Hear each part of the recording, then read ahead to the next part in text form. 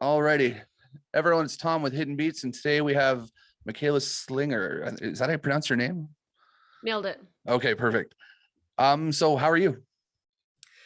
I'm great. It's actually sunny here where I am in Vancouver. Okay, And summer's been on a major delay. So I got out for a walk this morning and I picked up my bike. I got my bike serviced for the summer. I might go for a bike ride tonight. So I'm like trying to embrace summer mode today because I think it's gonna rain tomorrow. it's actually raining here right now in Ottawa, and Oh no. we've had rainy days, almost a tornado at one point. Then we've had super hot days, and it's been all over the board. Yeah, just volatile weather. Guess we're learning to live with it. Pretty much, yeah. So there's sometimes we can have literally all four seasons in one day. It seems like. Sounds terrifying. Yeah, I heard actually there was a tornado in Ontario not that That long ago. Yeah, about 2 weeks now. It ran through just the outside of the city of Ottawa. Wow. Yeah, because my project manager with my label, she lives just outside of Toronto. And she was like, hey, did you hear we had a tornado? And hmm no, like I feel like I did that story somehow did not make its way here, which is wild because that's really intense. Yeah, there was people without power for something like 2 weeks, I think, in some areas. Jeez, that's crazy. Although this Well, one was, hopefully you were spared. yeah, I where I am, it's right. I'm almost downtown Ottawa, so nothing really happened here. Okay. But this one was nowhere near as bad as a couple of years ago. It actually a tornado ran through like in the city and tore out a whole bunch of power generators and really messed up a lot of areas. I don't know why I thought this, but somehow I just thought that Canada didn't get tornadoes. I don't know hmm who told me that. Well, you don't expect it because you don't hear from it often, but there's definitely tornado alleys that they get ripped up regularly. Wow, that's really quite frightening. hmm But Awesome. on a better note, I mean, we're here to talk about you and your music. So, do you want to We give a are. little introduction up to yourself to people who are new to your music? Sure. Yeah, I'm Michaela Slinger, and I guess I describe it as sort of pop adjacent, kind of indie pop, somewhere on the spectrum between pop and singer-songwriter, artist based in Vancouver. And I released my debut record last year. It's called Panorama, and I'm fortunate enough to have the support of 604 Records here at home. So they helped me with everything on the album, and it was sort of my first experience putting out something of that size and at that scale. So obviously, there were a lot of things I learned, especially doing so still during, like a lot of COVID restrictions, at least here at home. And now I'm working on my sophomore EP. I have gone on 4 writing trips to the States in the past year. So I've been working with a lot of new collaborators. It's been really amazing and kind of eye opening and comfort zone pushing. hmm And I'm gearing up. Yeah, I'm releasing my first single off of the EP on June 14th, and it's called Just This Once. Nice. Yeah, so we had an interview with you, a written one back in, I think I wrote down April 2019 on my notes here, where we were talking about, 2019. I think that's, yeah, or no, hold on. Was it 2021? Maybe 2021, but you released something in 2019. My notes are all over the place. Yes, I did release my first song ever in 2019. Okay, maybe that's what I meant. Maybe. Sometimes I get distracted because, my dogs and everything are going crazy. So, Yep, yeah. yeah, yeah. So it goes. Yeah. Okay. So, yeah, we talked to you in 2021 with your first album, and we discussed a bit about that. How do you find your growth in music has been so far with writing new stuff? Oh, it's been amazing. The process for writing Panorama, which was my first record, was pretty much either I would kind of write and or start to write a pretty fully realized, acoustic track here at home, and then I worked with the same 2 writers and producers on the whole record. That was Kevy and Louise Burns. They're both with 604, and they're both incredible and huge mentors for me. So that felt like a really kind of closed, sort of like safe, comfortable environment for me to develop and do some of my first co-writing, create this first record. I had no experience. So this time around, I was really happy with that experience. And I knew that I sort of wanted to do something different for the next project.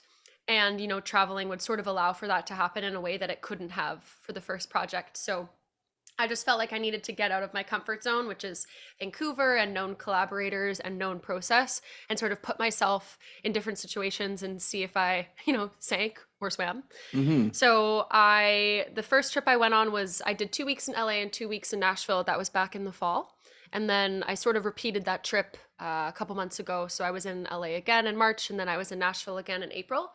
And it's sort of a different method than I've ever done before, because I would typically just sort of write whenever ideas came to me. And then this time when you're going on these writing trips, it's like your calendar's full. You're in Hmm. co-writes 10 in a row, 11 in a row. And so it was a cool experience to practice sort of being on and to be in that mode for such a consistent time. And I think I left with a sort of renewed sense of confidence and inspiration and excitement about what I'm doing, and the fact that I can sort of, be happy with what I'm contributing and creating, even after like 2 weeks of pretty exhausting, full on creativity. So yeah, it was really positive. Yeah, I've heard those writing sessions can be pretty crazy. Like we talk to a lot of artists about things like that. So I've heard, like you said, pretty busy schedule, and you're working nonstop just to make sure you get some stuff done. Yeah. And I think this time around as well, like last time for my record, I had definitely had some songs that didn't make it on the project, but this time around I definitely did a lot more writing than there was space on the project, if that makes sense. So, Hmm. people had sort of given me that advice of like, you got to write 100 songs and narrow it down to whatever the final number is. So, I don't know if I reached 100, but I feel like I probably got quite close.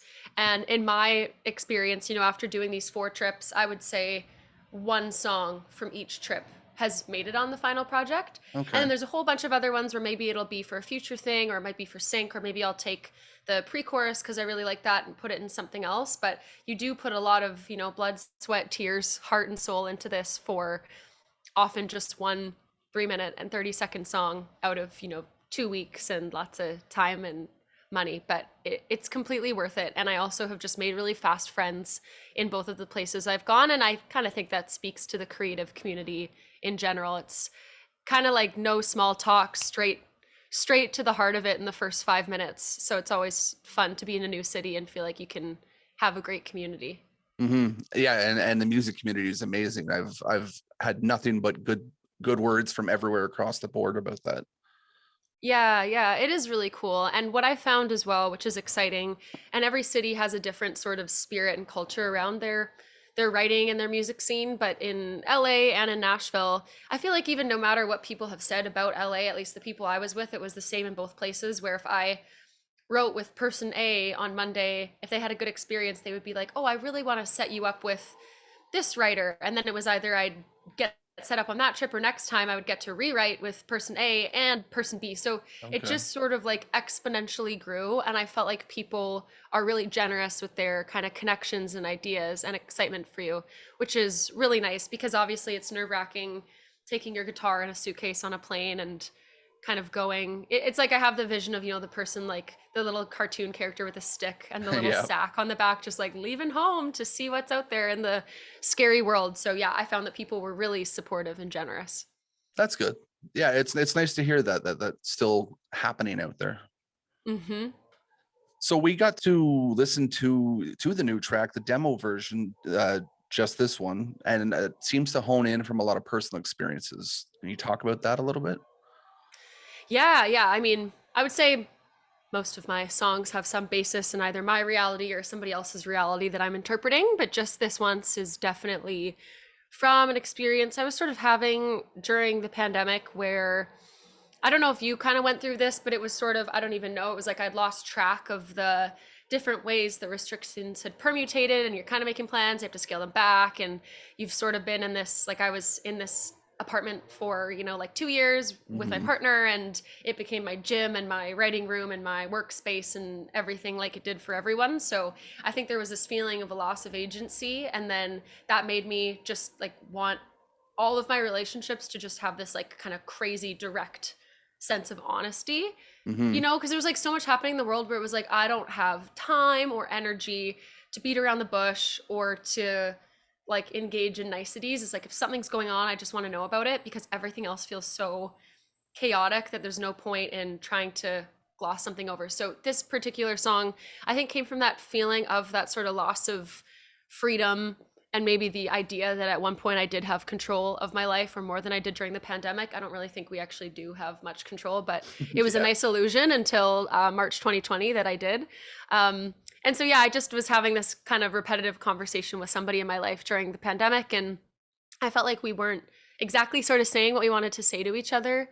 I guess out of fear of hurting the other person, or just not Mhm. wanting to really get to the heart of it. And it was just this desire to, like, I don't even know, just like unzip them and like open up, and like what is inside, like the actual thing that you want to say, just say it and we will go from there. So that was sort of the impetus, and it was the first song I wrote with my now producer of my whole next EP, Ryan Stewart. So this is the first time we ever met and the first writing session we ever did.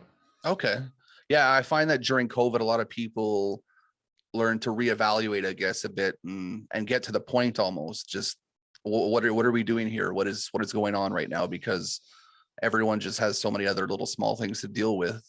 Why stretch it out? Yeah, absolutely. And I think I learned, particularly in my relationship with my partner, with whom I share this place, and we shared a lot of close quarters, is um, I learned that you really do have to compromise in relationships. And Hmm. I learned that I don't know if I'm very good at that. Like, I guess before it was just easier for it wasn't as obvious sometimes our different approaches, perhaps because we just had more time and space to do our own thing. And so this was a really great opportunity to sort of observe a lot of my own patterns and be like, huh, when I want something, I'm like kind of a bull. A bully and a bull, like Hmm. horns in, like, no, this is the only way. And so, yeah, I also had to do a lot of reflection about that and practice the art of compromise, which turns out means you don't always get your way, which to Very me kind much. of sucked in the beginning. And now I'm realizing it's probably for the best. Yeah, I was basically shut in with my wife, and we're in a two-bedroom apartment, so you're kind of around each other every step, and I feel that for Mhm. sure, because once you see that happening on a regular basis, it kind of goes, well, okay, I need to think differently about that. Yeah, and I think, I mean, it was hard for everybody. I think, I mean, because you guys are in an apartment, you get it, so I can say this, but some people were like, they'd be like, "Oh, yeah, it's super hard. I get up and we've got our home gym in the basement, and then we'll just kind of go into the backyard and work in the garden." And I'm like, "Wow, yeah, that sure sounds hard." Must be I nice. was like, Yeah. I'm literally, I should turn my computer, as we have a very small kind of like kitchen island that, but it's on wheels. So I would wheel it to the counter, and then Hmm. I would have about the space of a yoga mat to do a workout every morning. And then my partner would Okay. have to like step over top of me if I was doing core work to like get to the fridge to make his coffee. It was just, you know, I think it was like sink or swim in terms of relationships. It sounds like you and your wife are still together, so Yep. we did it. We started out in a one-bedroom apartment, which made life Oh that wow. much more Uh-huh. difficult because I have my own office space in the two-bedroom. Mm-hmm. And before that, my desk was right up against the TV. So when she had a day off, it was watching TV, and I'm sitting here going like this. Yeah. Oh my gosh. And that was the start of pandemic. So that was like just as it got out there, 2019. And I work from home. So I was home all the time. Mm-hmm. Yeah, it's a lot of time with each other. Yeah. I mean, hey, we survived, and things are good now. So we're outside doing Yeah. things.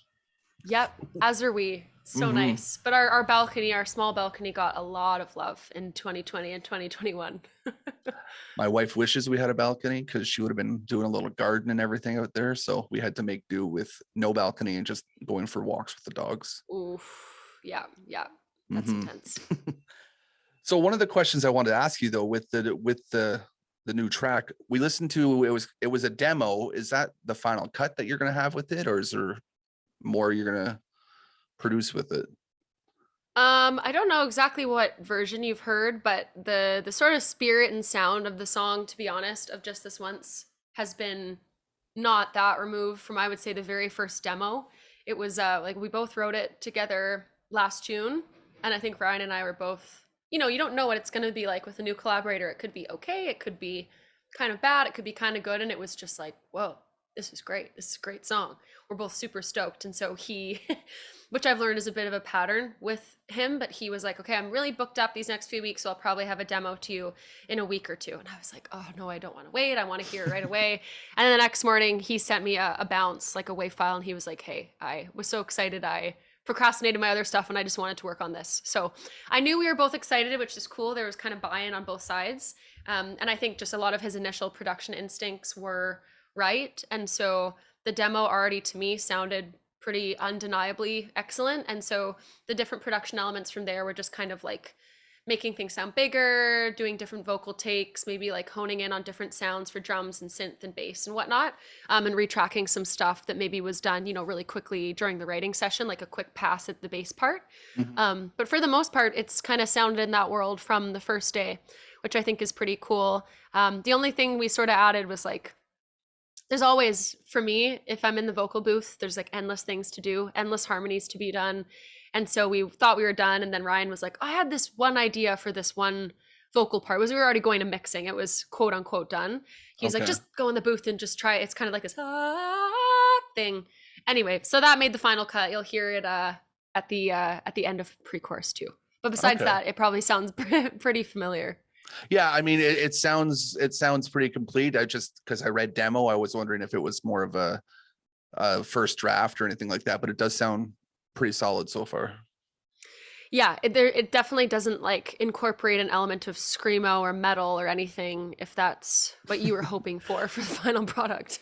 I mean, not that that wouldn't be interesting, but no, it sounds like a complete thought in that song for sure. Yeah, yeah.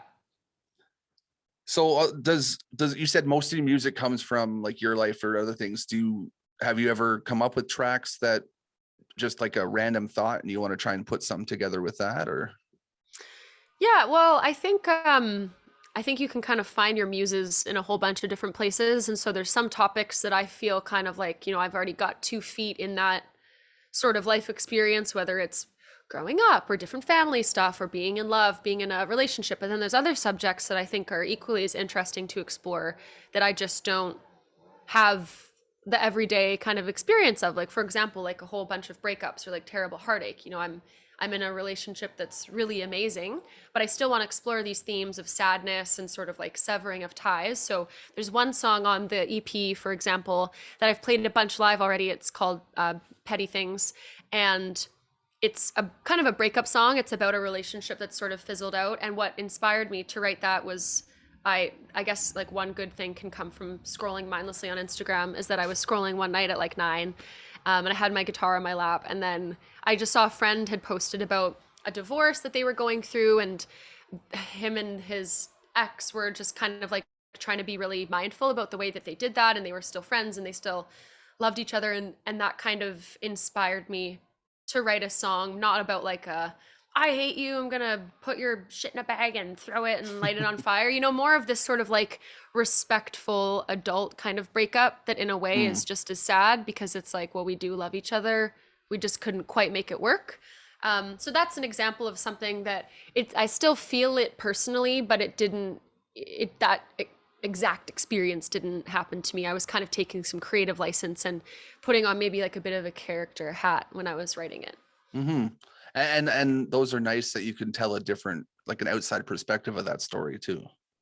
Yeah, it's refreshing. And something else that I have started doing a little bit more of, which is really exciting and something I plan to keep doing, is also writing for other artists. So Okay. I had a couple sessions in LA and Nashville where I was in the room, but we weren't necessarily writing for me, we were writing for somebody else. And that is so energizing in a different way because, I mean, first, I grew up doing musical theater, and I feel like it taps into a little bit of that character mode where it's not directly about me. It's sort of about this story, about this character, which is the other person and their story. And also, I find it to be way less ego because if I'm writing for me, it's like, would I say the there or or the? You know what I mean? You get like so precious about everything. But with somebody else, I'm like, what about this? And they're like, no. I'm like, cool. What about, what about this? What about this? And Hmm. no skin off my back. It's like just in the service of the song and the story that they want to tell, which is really cool.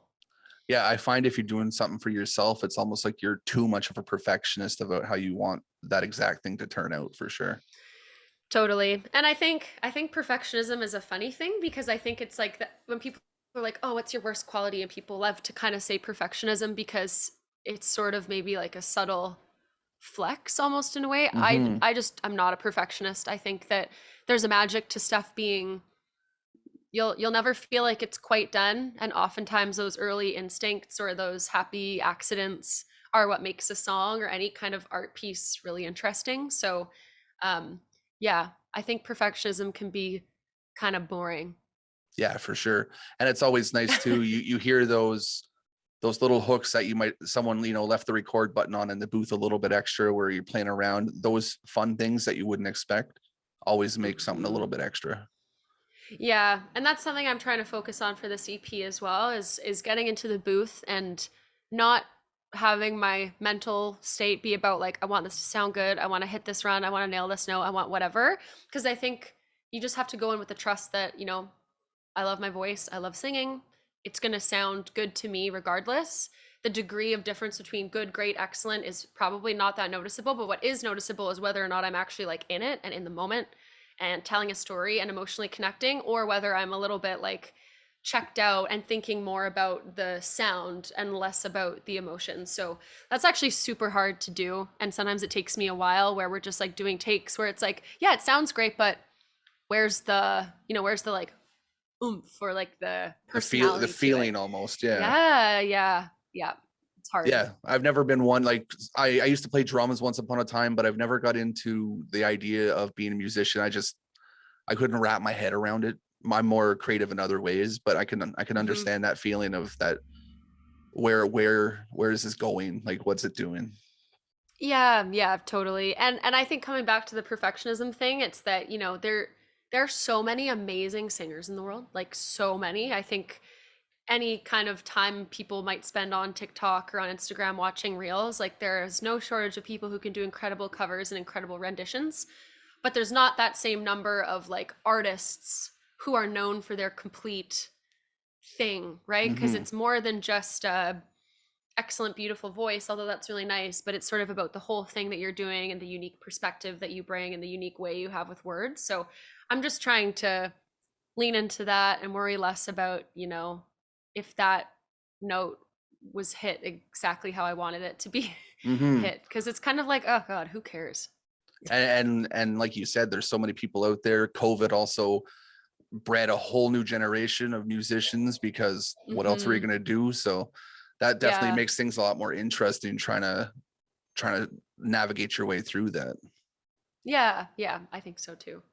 So last time we talked, we talked a bit about your social media and you had your Instagram lives going on. Is that still something that you're trying to keep up?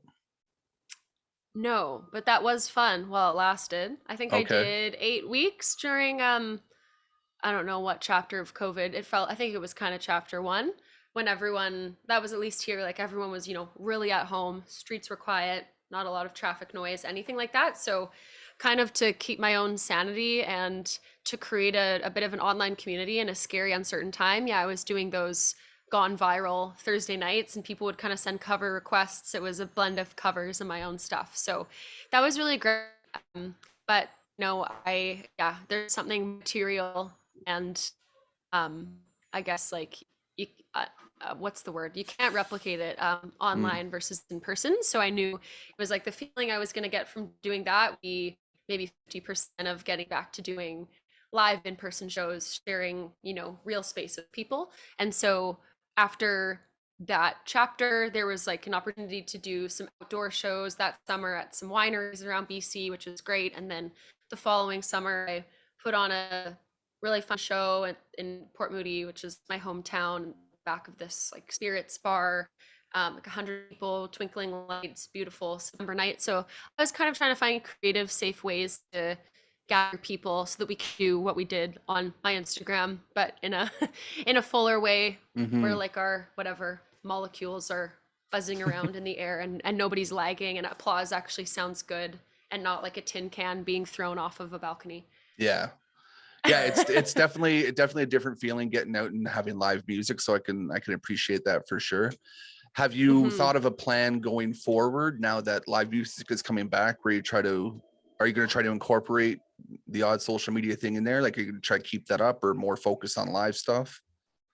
Yeah, I'm pretty focused on live stuff right now. I think social media will be an excellent tool for me to market my music, but I think the experience that I create and sort of like my kind of, as we were talking about, unique perspective and story and thing that I offer is just not, to me at this time, really possible facilitated through the online realm. So Mm-hmm. yeah, I'm doing a bunch of shows. I've got a bunch of festivals this summer. I just played my first shows in, yeah, first ever shows in Toronto, LA, Boston, and Philly, doing some acoustic shows. And in Toronto, I was with a full band, and I'm going back to Toronto this weekend actually to play a showcase. And then the plan is to open for somebody on a more fulsome tour this fall, Okay. and then plan a headline tour for myself with the release of my EP in the spring. So yeah, in to make a long story short, yes, shows, yes, in person, hopefully lots of them. I mean, actually, I've got one of my team members is in Toronto, so I can see if I can send him out to cover a live show out there. That would be great. Yeah, I'm playing it's North by Northeast and I'm playing on the 16th. Okay. Let me Yeah, actually so write just that this down right once, now. yeah, just this once is out on June 14th and then I play the showcase on June 16th. I can email you the information, but Okay. it's at the Dakota Tavern. I play at 10. All right. Yeah, that'd be awesome to we love to cover live shows. That's actually kind of how Hidden Beats started with. So I'm a photographer. Like, I don't even do interviews usually. And Yeah. COVID transitioned me into this, but Hidden Beats is live shows. That's what we do. So it's nice to see the live music, and we always love to get to cover these type of Sweet. things. The big return. Yeah, it'll be great. I'm playing with a band in Toronto. Couple players who I played with the last time I was there in April, and then a couple new people. And, obviously just this once will kind of close out the set. So it'll be exciting to get to play it live once Hmm. it's actually public in the world. Yeah, no, that'd be great. Yeah, Oh, I'm looking forward to it for sure. sweet. So how do you think the music scene has evolved now after COVID? Like, everyone seems to be scrambling to do shows. Do you think it's going to be overburdened with stuff and people are going to miss out on things? I think that's definitely a fear narrative that I have in my head. I feel like I can't even speak too much to the evolution just because I was sort of so new to sort of the scene or different scenes right before the Hmm. pandemic happened that I don't really feel like I can paint a super accurate like before and after. I saw a lot of really cool initiatives here during the pandemic. Like there was a show that was sort of like popping up in outdoor spaces called Ice Cream Truck Live here in Vancouver, and I played with them. And a lot of really great local artists played with them a bunch. And so I think there was a lot of innovation trying to happen of like, okay, here are our constraints, but here's how we can kind of innovate and create community. So I think that stuff is really cool. Hmm. And yeah, I do think there's a ton of shows happening, and it's hard because, there's a lot of established artists who haven't toured or played festivals in years. So there's a lot of appetite to see them. So I think you can kind of feel a squeeze, like myself as more of an emerging artist, where it's like, oh my God, how can I compete with all these people who are already established and they're on the road for 6 months or whatever it is. But I think, for myself, trying to transform that, like, you don't need a massive multi-million person fan base to support a tour. Hmm.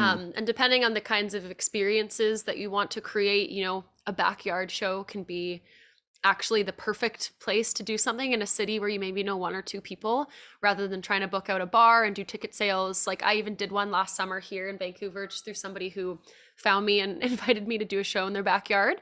Okay. And that stuff's really cool, and it brings out a different crowd. It maybe brings out people who are really keen to like get to know you as an artist, and you can tell a couple more stories. It's more casual. So yeah, I think there's no shortage of ways to be creative. Um, and to just try your best, not to like keep blinders on in a bad way, but I just sort of have to do that from time to time. It's like, yeah, there's a lot of other people doing stuff, but I'm Hmm. also doing something and I'm really enjoying it. No, that's good. Yeah. That's one thing I was thinking about with, because I think we've had in the last 2 weeks, I think I've done like 13 concerts. I went and shot them. And Wow, I'm you're thinking, back. yeah, I'm thinking, wow, there's so much going on. And I have a team across Canada trying to book them in different things. And it's like, wow, we're gonna miss something just because there's not enough people to do it.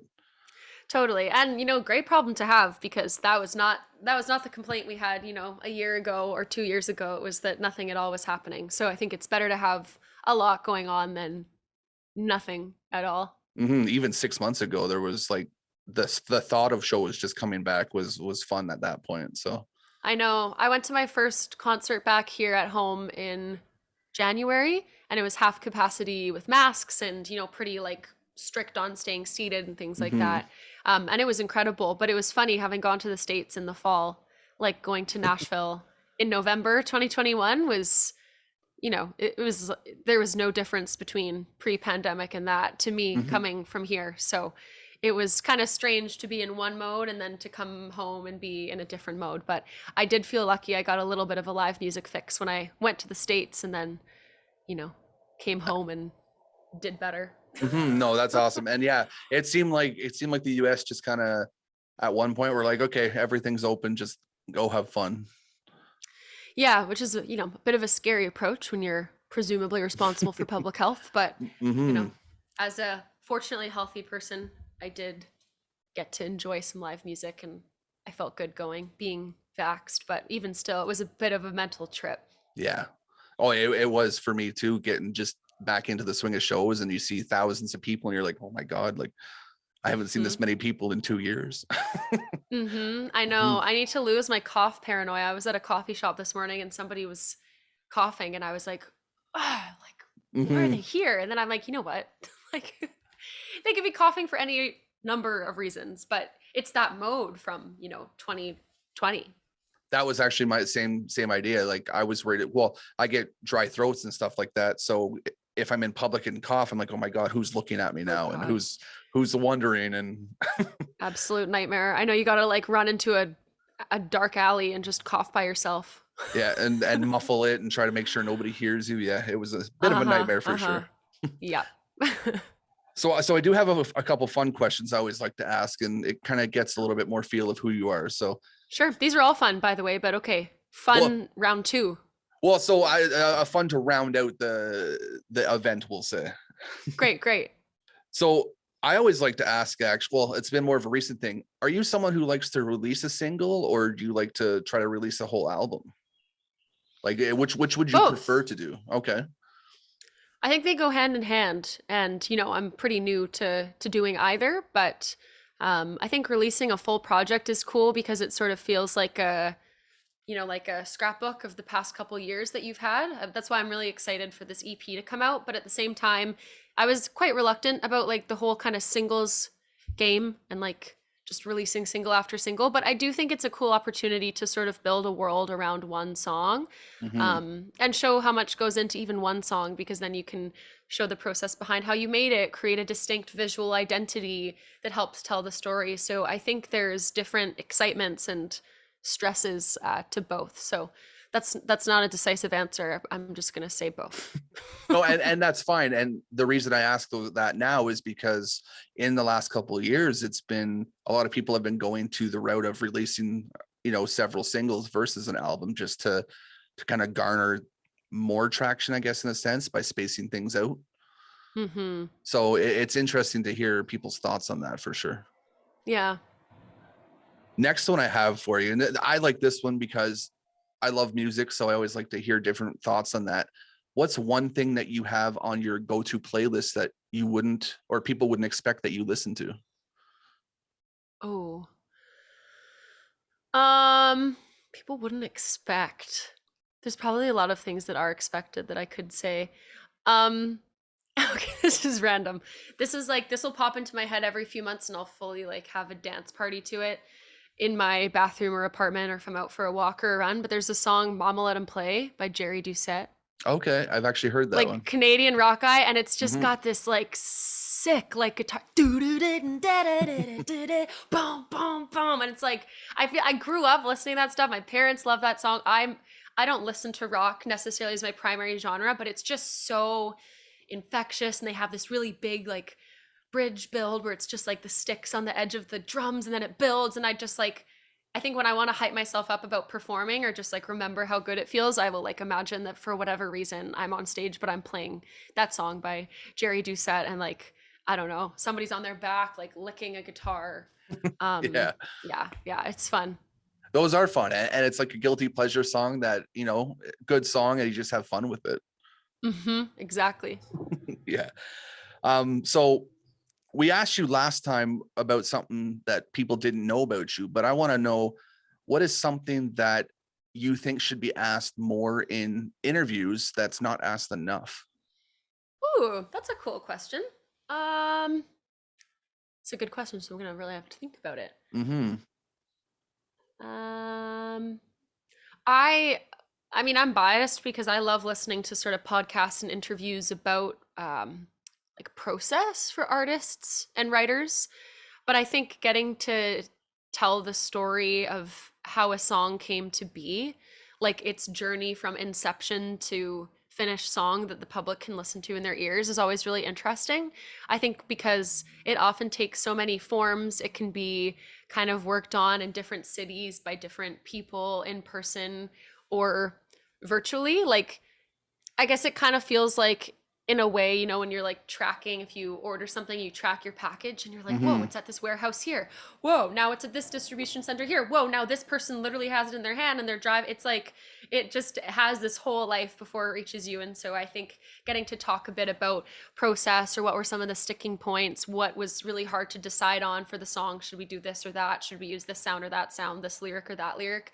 To me is always really, interesting, because I think once a song is released for public consumption, we take it for granted that it's like, that has always been the song, that is the song, it just like dropped down from the sky. Hmm. But there's, you know, it's just literally human brains and souls and like fingers that created it. It was any number of random permutations that could have happened.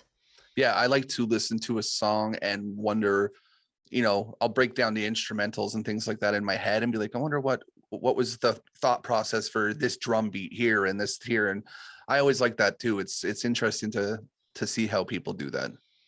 Yeah, and I think at the same time, often too, it's like it's less about thought process, and then also it's just like, oh well, we just randomly hit this thing and it sounded good, so we just Hmm. kept going, you know. So it's also like, so as much about feeling as it is about thought, because I think if it was all thought, it would have that sort of perfectionism spirit where it might sound perfect but it might lack a little oomph. Hmm. Yeah. Yeah. And it's everyone, and it has similarities, but they're different too, which is kind of cool to hear. Yeah, yeah, and there's no right way to write a song, which is why I think it's so amazing. Hmm. Yeah. So my last question I have for you, and this one I always gets a little bit extra thought out of people. So what is a piece of advice that you were given when you were starting out in music that you've held on to tightly?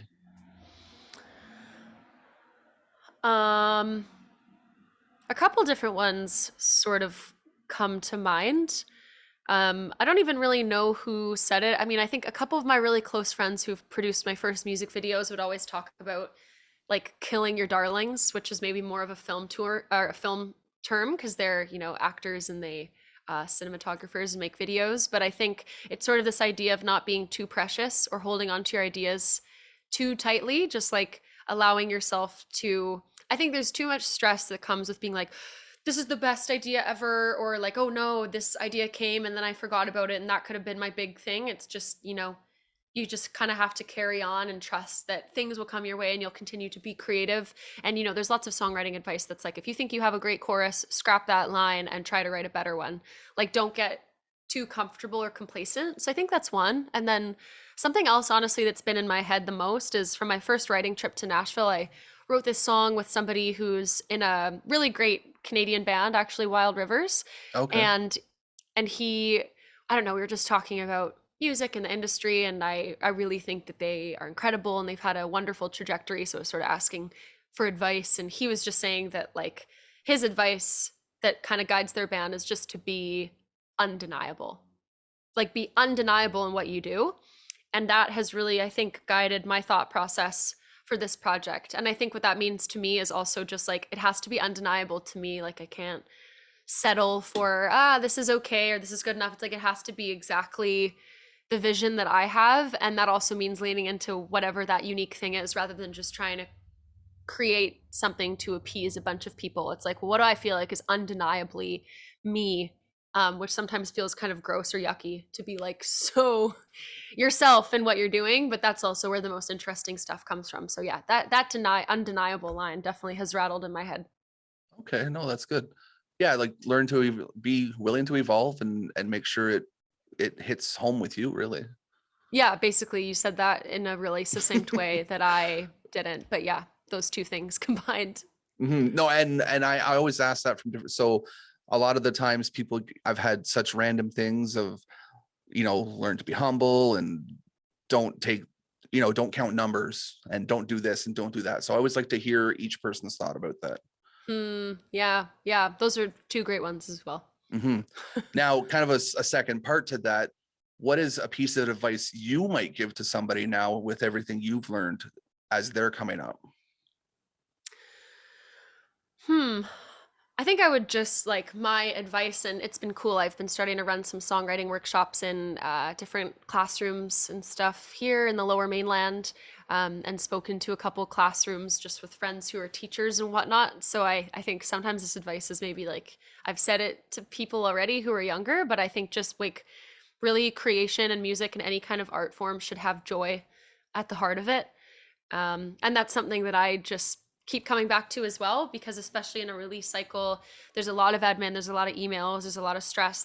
There is inevitably, even if you don't like obsess about the numbers, you're aware of the numbers do hmm speak in a certain language, and undeniably it is important. But at the end of the day, it's like if I feel joy and connection to what I'm doing and I feel excited about what I'm creating, that kind of always to me like has to be the foundation, and everything can build from there. And I don't really think many people get into doing art because they want to be rich and famous. I would hope, like obviously it happens, but I think it's because you pick up a guitar, you start to sing, or you pick up like you have get like seated at your first drum kit when you're a kid and you're like, whoa, like hmm nothing feels like this. And so I think it's just always trying to tap into that feeling, as you progress and as different pressures come your way, and always try to find a way at the end of the day, like before bed. It's just like, even if I've had a stressful day, I'm like, whoa, I was in the studio today. I was like creating music. Somebody emailed me asking about my like, songs or show I'm going to play. Wow, great. Joy and excitement at the heart of it. The stress will always be there. It's not hard for me to have stress. So hmm I think it's like trying to cultivate the excitement and the passion, and keep the spark alive is sort of my advice, because there's no point in ruining something you like, you know? Yeah.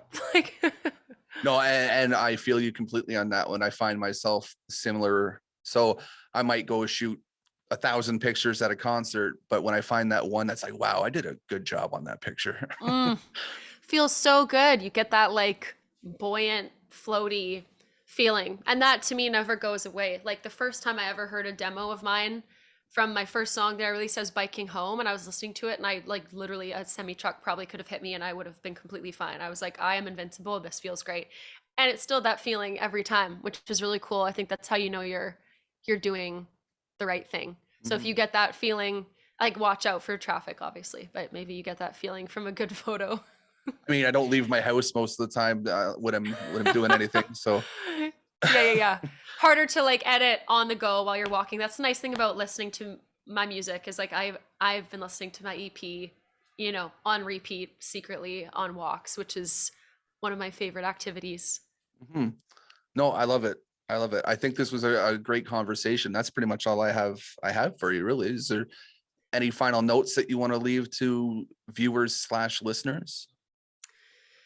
No, I just think yeah, it's really amazing to see people kind of return to live music in a way that feels comfortable for them. And so I think, being on the stage side, just, sharing with people who are engaging, that it means so much if somebody likes a song, whether it's at a show or streaming, to like reach out, DM me, or to go up to an artist, no matter how big or small the show is. I mean, obviously, if it's big, you can't get to the artist, but if you come to see one of my shows, like to come up after and be like, this song really resonated with me. It's just those moments for me are so kind of where it all crystallizes, and I feel like I'm right where I'm supposed to be. So yeah, Yeah, I got to imagine that kind of comment hits home just a little bit extra. yeah, it definitely does. hmm Well, this has been lovely, and like I said, I got nothing else. I wrote down a bunch of notes, and I think I covered everything. most Thanks so likely. much. Those were great Mhm. questions. No, and I appreciate the spending the time with me, and hopefully we'll get to do this again and we'll get to see some live shows from you. Yeah, definitely. Awesome. Well, we will sign off, and I hope you enjoy the rest of your day. Thanks. And also, if you're curious about the live show in Toronto, you can. I don't know who you were with Strut. They have the Mhm. information, but you also can just get connected to me, and it's on my website as well. But yeah, it's on June 16th through North by Northeast. Okay, I'll definitely make sure someone gets out there. I've got a couple people there. I'll make sure someone happens. Cool. Great. Thanks so much. No problem. You have a good day now. Yeah, you too. Bye. Bye.